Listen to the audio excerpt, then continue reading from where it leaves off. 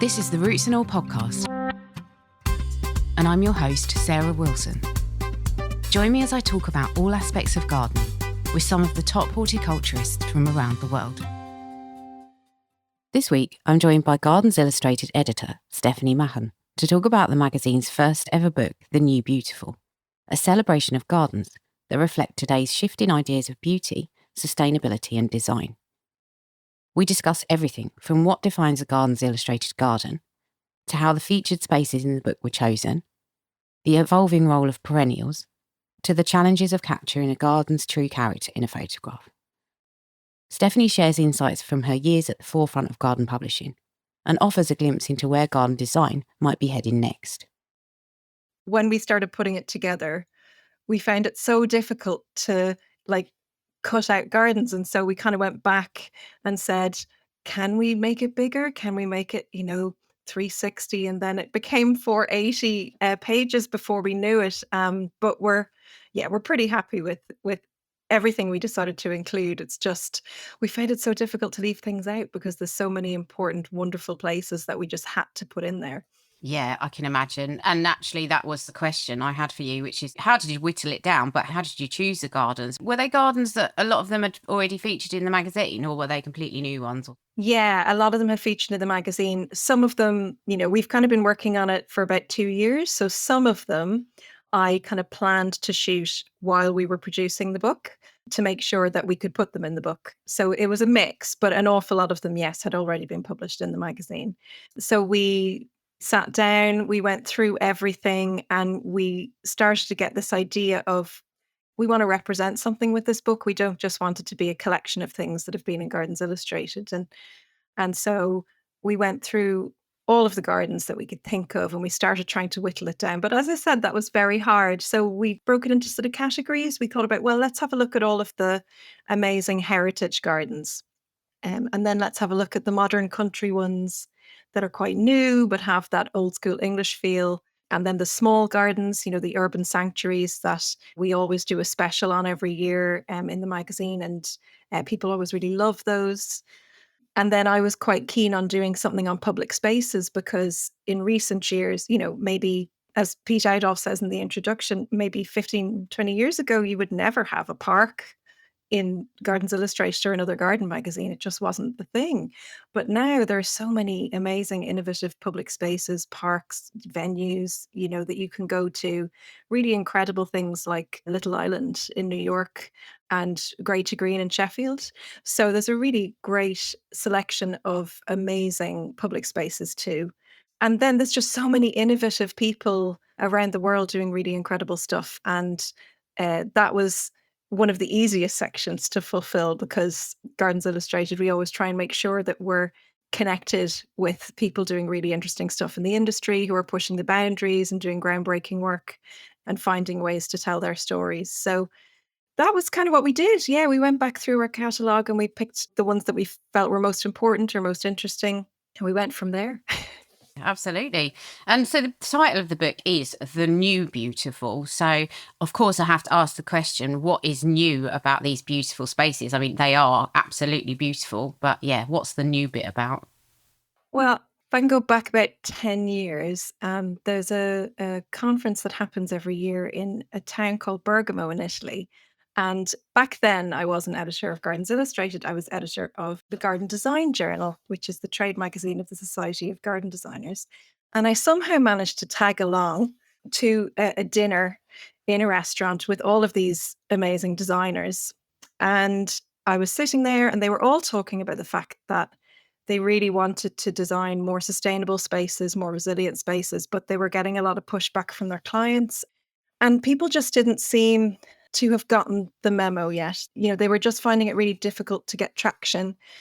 People like James Basson, Andy Sturgeon were there, and the idea of resilient gardens or a dry garden, it was coming up. It was still very avant-garde for most people. They were still locked into, a very traditional style. And so this conversation was going on around the table. And then somebody turned to me and said, well, what do you think about this? And I said, well, I think you have to just keep making these spaces and people have to see them. And that's my job, is I have to make sure that I'm communicating, I'm showing this. Like if I'm an editor of a garden magazine, we have to get it out there into the world, but you guys have to make these spaces first. So you have to keep on trying, you have to keep pushing clients in the right direction. And then we have to publish them and make sure people can see them. And the more that people see them, the more they'll get used to it and they'll start to understand that this can be beautiful too. This thing that they find challenging. And it could be that it's messy, in inverted commas, or too wild, or it could be that, it's too bare. A lot of people reacted quite badly to sort of gravel gardens before, and now they're the new thing, that everyone wants. So I think that was the starting point for me of really starting to make it my mission to introduce people to these gardens, which are not just lovely to look at, but also are made with a sense of place. They're really comfortable in their surroundings, that they don't just look good, but they're also built with sustainability in mind. And that might be that the materials are eco-friendly. It could be that there's lower inputs in how they're looked after. You don't have to irrigate them. All of those things that we sort of have internalized and taken for granted now. But back then, it just wasn't as accepted as high horticulture as it is now. And so that's, to me, I guess, what the new beautiful is. It's this idea of combining spaces that are really gorgeous, but might be challenging to some people's eyes. It might take them a while to get used to the idea that this is also beautiful. It's not just that one thing that you thought you wanted before. And by pure exposure over time and education and communication, that we can let people know this is how gardens can look, and this is how we future-proof them, and this is the way forward.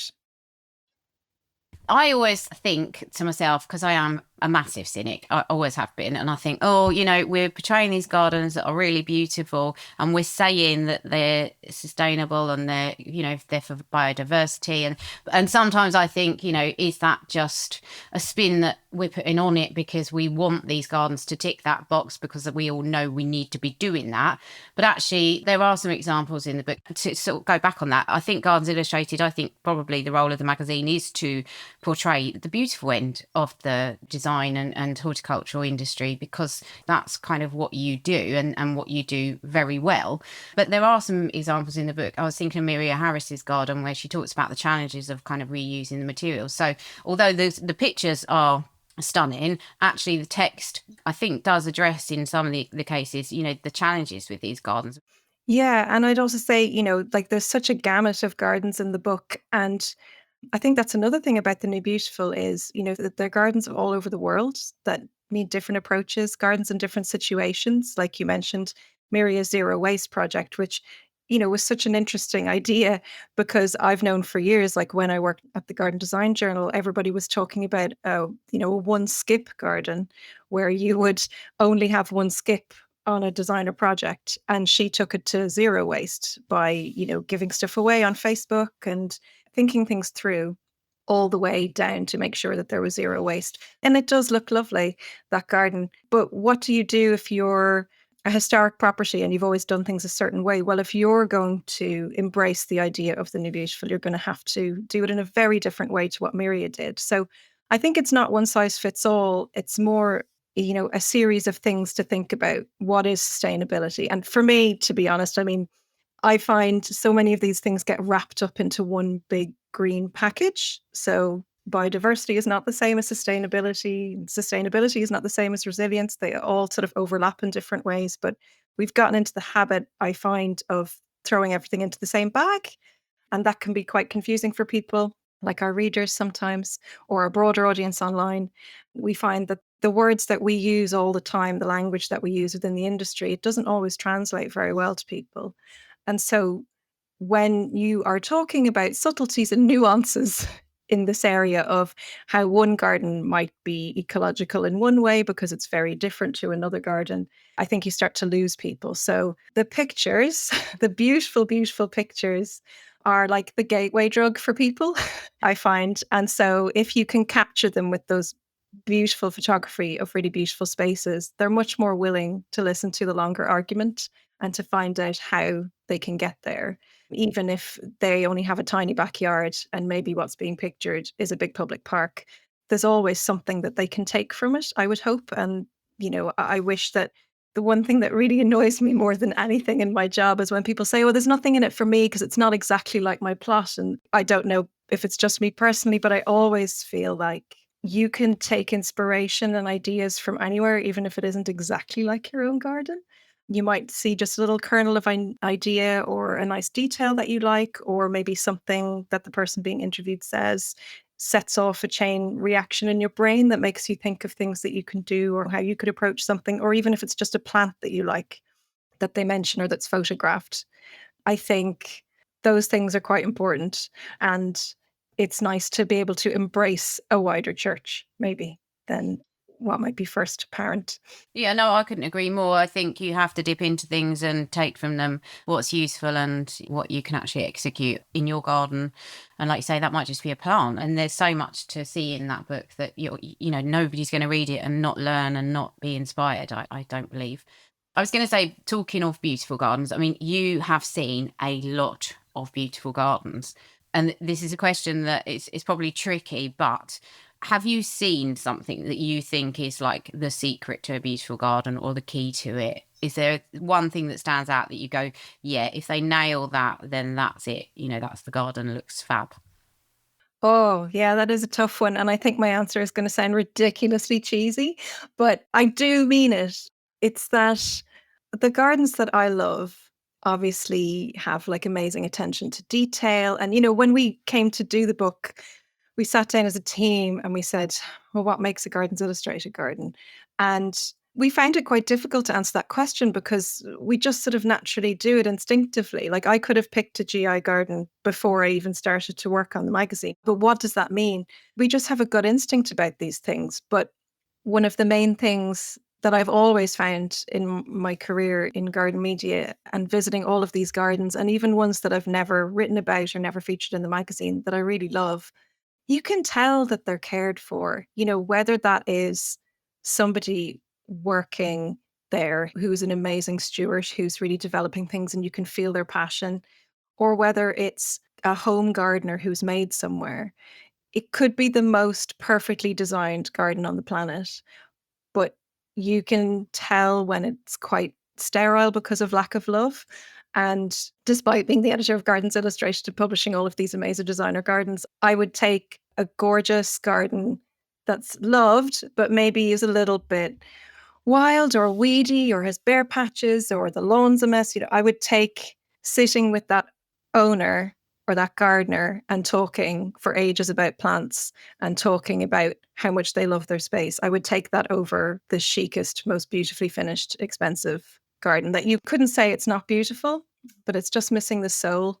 And like I said, that's super cheesy, but it is totally true. I think you can't fall in love with a space and get what it's about without somebody giving it that care and love and attention and passion that emanates from it. And I think it can captivate you and it can almost make you ignore all those little things, the imperfections, but they might be what actually makes it so wonderful. Yeah, I've always said that I think like the personality of a person or people is what shines through in a garden. And I think as well, the more time, the more personal a garden is, the more you kind of also love it because you feel that person's dedication to it and their personal touch coming through it. And yes, I think that's an excellent answer.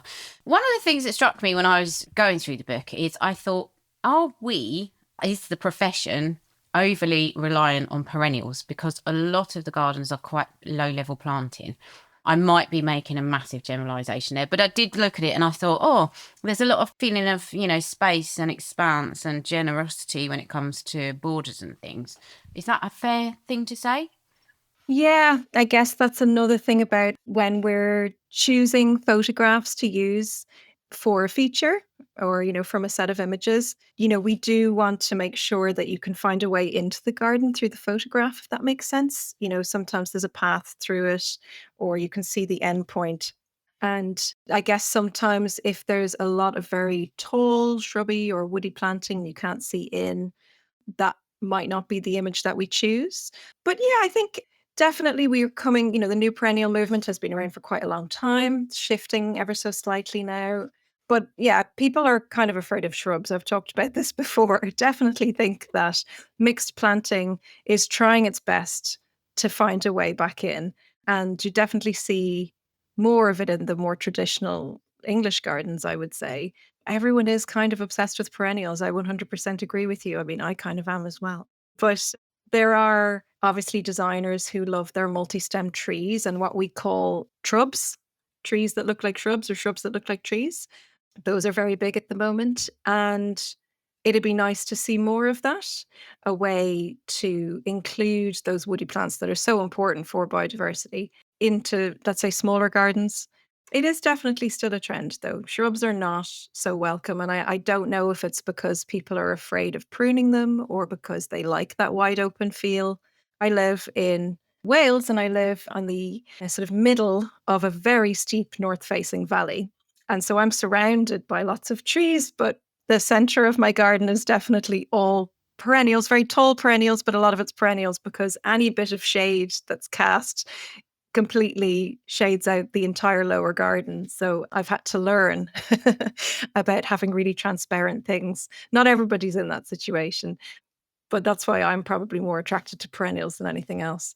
But yeah, I think as well as obviously creating great structure, there's so many wonderful things that you can have with shrubs. Obviously, if they're flowering, if they're scented, if they're winter scented and winter flowering, that's wonderful. We always try and encourage people to plant shrubs if they can. But there's that fear, I think, of too much shade in the wrong place. There's that fear of them getting too big and having to prune them. And how do I prune them? Oh no, I'm going to prune them wrong. And I suppose another thing I'd say is that, yeah, I think people are really afraid of getting things wrong. And they think if they do it at the wrong time, it's going to be the end of the world. And maybe all of those books that tell you when you should do stuff, there's that missing link that people don't realize that it's a suggestion.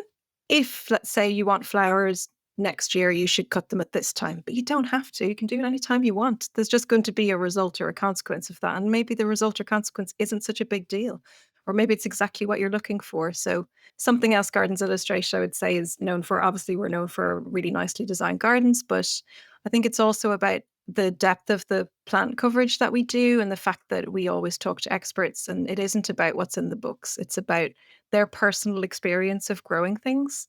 And I think that's really valuable because plants don't read books, as Keith Wiley always says. They don't know what they're supposed to do, and they definitely don't do the same thing in different parts of the country on different soils and different conditions. So, another part of the New Beautiful ethos, I would say, is about embracing your conditions, your space, and experimenting and trying things and not relying too much on what the internet tells you or what books tell you. Use that as a starting point, and as suggestions, and then try stuff out and see what's going to happen. Because to be honest, with the way that the climate is changing, nobody really knows what they're doing. I've been asking everyone for a few years now, yes, but what do we do now that the summers are so dry and the winters are so wet? What should we be planting? Everybody wants to know those one or two or three plants that they can plant and not have to worry about. And the truth is, it's a bit more complicated than that. And everyone's going to have to figure it out for themselves in their own garden. And that may not be a very satisfactory answer, but it's the truth.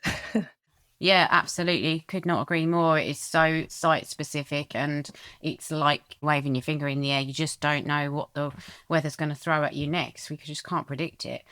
That was kind of another point that I was going to come on to, which is in terms of the word, because the subtitle of the book is Inspiring Gardens for a Resilient Future. And that word resilient, I think, means a lot of things to different people. And I spoke to Luke Coleman the other week and I asked him to define what he meant by it. So I might ask you the same question, actually. What is a resilient garden?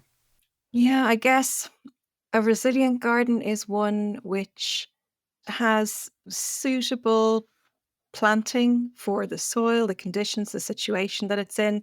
And that just means that it's going to be more likely to successfully survive and adapt to all of these uncertainties of the changing climate. Like you might get a flood one year, or you might get no rain, there might be a drought, your soil might crack, all of these things that happen. And what comes with that is it might not always look absolutely tip top. We have to accept that just because something is drought tolerant doesn't mean it's going to look its absolute best in the middle of a drought, but it will survive the drought. So resilient to me Yeah, it is, like we said, site specific. There's suitable planting, suitable materials used, that there's been thought put into not just the planting, but obviously the hard landscaping. Is the water going to be able to drain away? There's so many aspects to it. Maybe you could have a rain garden or a rain planter if you have an awful lot of issues with excess water, flooding at different times of year. It's about thinking through those conditions on your site, the situation, and then working with that to make sure that it can adapt and survive. Yes, excellent. Thank you for that. That's a very good definition, I think. And I said I was going to ask you a very tricky question, and I am going to. Have you got a personal favourite or favourites that are featured in the book? Yeah, that is tough because obviously all of them are my favorites and my babies because I chose them. But I would say last month I spent 2 days down at Birch Farm with Joshua Sparks filming for a course that we're doing with him soon. And I just absolutely loved it.